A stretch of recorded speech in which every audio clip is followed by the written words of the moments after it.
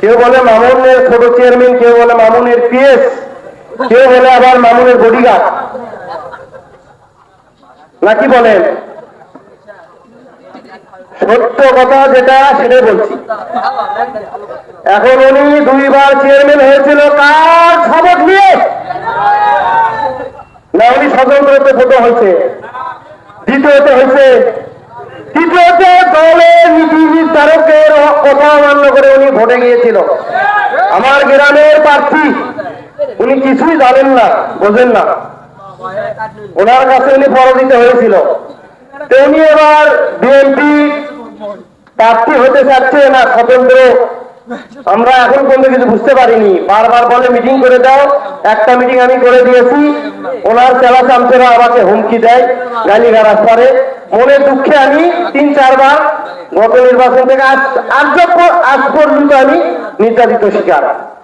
আমি ইউনিয়ন বিএনপির কাছে ক্ষমা পাচ্ছি, আপনাদের কমান আমি অমান্য করে 8-10টি মিটিং এ উপস্থিত হইনি, দয়া করে আমাকে ক্ষমা করে দেবেন। আমি একজন পরীক্ষিত বিএনপির কর্মী, নেতা বলবো না, ভোটারও বলবো, কর্মী। এনারা যখন আমাকে ডাকছে আমি সেখানে গেছি। আমার কাছে গরম শীত নাই, আমার নেতৃবৃন্দ সবার সাথে আমার ভালো সম্পর্ক। দুঃখের বিষয়ে মামুন চেয়ারম্যান উনি ডাকলে ভোট করে তাদের আঘাত দিয়েছে 1 বার 2 বার 3 বার, আমি না। খালি বলে ফোনে কিছু বলে দেখবো, উনি সমাধানের কোনো চিন্তা নাই, ওকে মারুক, ওকে ধরুক, ওকে আটকাক, ও ভালো থাকলে ফিরে গেল। আমি মনে দুঃখে আমি আজকে বিএনপির পক্ষে আছি।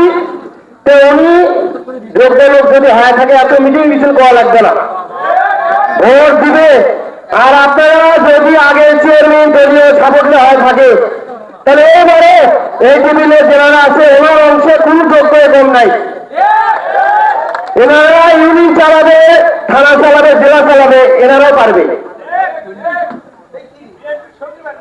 দুঃখের বিষয় আপনারা ভুল করবেন না, সরকার জনাব তারেক রহমান, এমপি রেজাউল করিম বাদশা আগামীতে উপজেলা চেয়ারম্যান হবে বিএনপি। ইউনিয়ন পরিষদের চেয়ারম্যান যদি আপনারা ইউনিয়ন বিএনপি থেকে আগে করে থাকেন, এবারে যদি না করে দায়ভার আপনাদের, দায়ভার গুরুত্ব নেবে না। উন্নয়ন করতে হলে সবকিছু জমিয়ে লাগবে। আপনি দ্বিতীয়ত করছেন, দলের লোক ফোন দেবেন, গ্রামের লোক ফোন দেবেন, ওয়ার্ডের লোক ফোন দেবেন, তারা চলে যাবে। নেতা বিএনপি হচ্ছে একটা নেতা ফেলে আরো নেতা আছে, কেউ না কেউ আপনার দরবারে সাপোর্ট দেবে, আপনাকে যদি কেউ ডিস্টার্ব করে সেটা সমাধান করবে। আমি যে কথাটা বলতে চাই, উনি বলে যে আমার পুরো নান্দনের ভোট রিজার্ভ আছে, রিজার্ভ ছিল ওই 2 বার।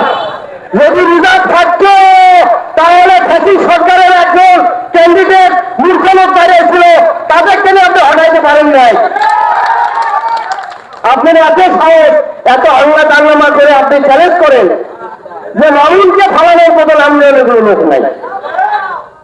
আর আমি নির্যাতিত হবে, আপনি চাই দেখবেন, শুনবেন, খালি বলুন দেখবেন।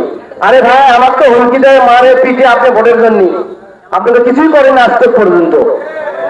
তাই আপনারা ওই ভুয়ো মুখকে আর করেন না, আরো বাড়ানি তো বেশি হয়ে গেছে। 1 বার 2 বার চেয়ারম্যান পুরো আফজাল সাহেব 2 বার করছে নাই, লোকসেরও খবরই নাই, অতীতে 1 বার করছে। আর উনি কেন 4 বার দাঁড়াইতে থাকছে? অত লোকটা লোকের ব্যবসা,